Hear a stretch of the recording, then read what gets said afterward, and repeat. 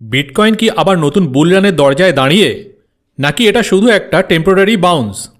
মাত্র 24 ঘন্টায় বিটকয়েন আবার 70,000-এর ওপরে। কিন্তু প্রশ্ন হলো, এই র্যালি কি টিকে থাকবে, নাকি এটা শুধু একটা রিলিফ র্যালি? আজকের ভিডিওতে আমরা খুব সহজ ভাষায় বোঝার চেষ্টা করব বিটকয়েন কেন হঠাৎ করে $70,000-এর ওপরে উঠে গেল, এই র্যালির পিছনে আসল কারণটা কি, অ্যানালিস্ট কি বলছেন, আর অল্টস কয়েন কেন একসাথে এক্সপ্লোড করলো। গত বৃহস্পতিবার ক্রিপ্টো মার্কেটে একটা বড় ওয়াশআউট হয়েছিল। এরপরই শুরু হয় রিবাউন্ড।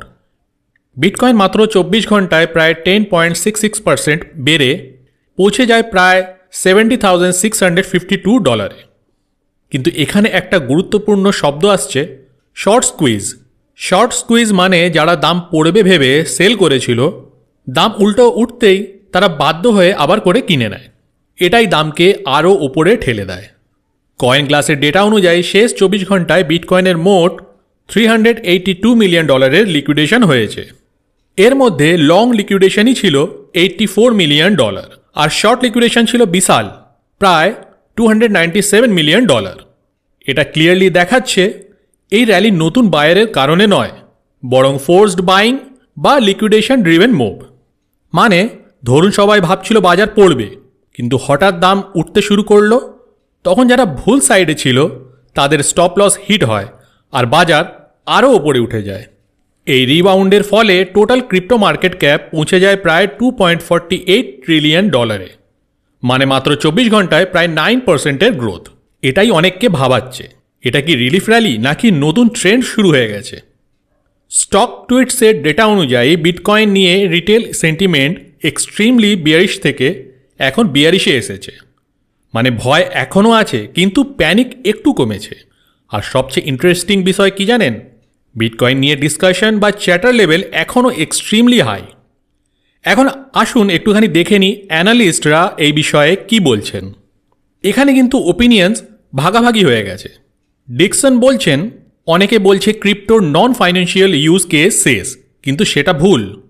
তার মতে ব্লকচেন এখনও আর্লি স্টেজে আছে। ফাইন্যান্সিয়াল সেক্টর হচ্ছে টেস্ট গ্রাউন্ড। এরপর আসবে payments, stable coins, defy, savings, যেখানে কোটি কোটি মানুষ অনবোর্ড হবে।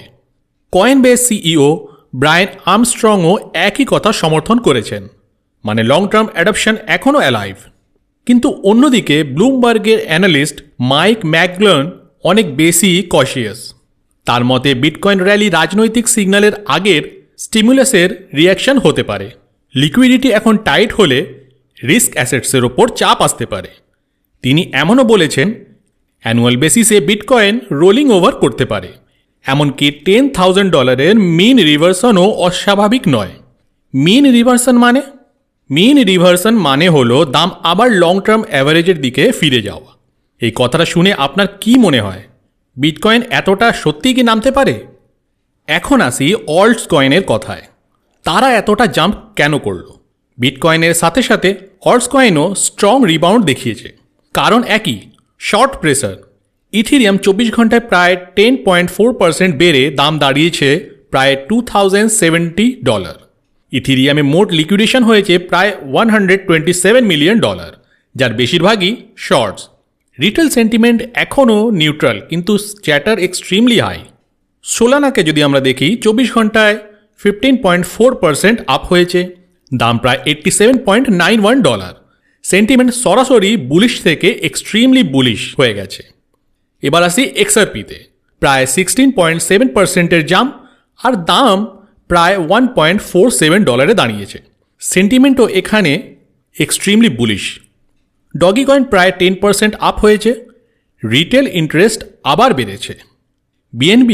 বিএনবি তুলনামূলকভাবে একটুখানি কম, প্রায় 7.4%-এর গ্রোথ দেখিয়েছে, কিন্তু সেন্টিমেন্ট এখনও বিয়ারিশ। এসব মিলিয়ে যদি আমরা দেখি, এই র্যালি আমাদের একটা জিনিস কিন্তু পরিষ্কার করে দেয়, এটা এখনও positioning lead bounce. Fresh demand driven বুল রান কিন্তু এখনও আসেনি। তাহলে প্রশ্নটা সেই রয়েই যায়, আপনি কি এই র্যালিকে বিশ্বাস করছেন, নাকি এটা শুধু শর্ট টার্মের রিলিফ? আপনার মতামত কমেন্টে জানাতে ভুলবেন না। এই ভিডিওটার সমস্ত তথ্য ও ডেটা নেওয়া হয়েছে trading view, coin glass, stock tweets, Bloomberg এর মার্কেট কমেন্ট্রি থেকে। ভিডিওটি ভালো লাগলে একটি লাইক করবেন, ক্রিপ্টো আপডেট পেতে চ্যানেলটাকে সাবস্ক্রাইব করবেন। আমরা আবার দেখা করব নেক্সট কোনো ক্রিপ্টো ব্রেকডাউনে।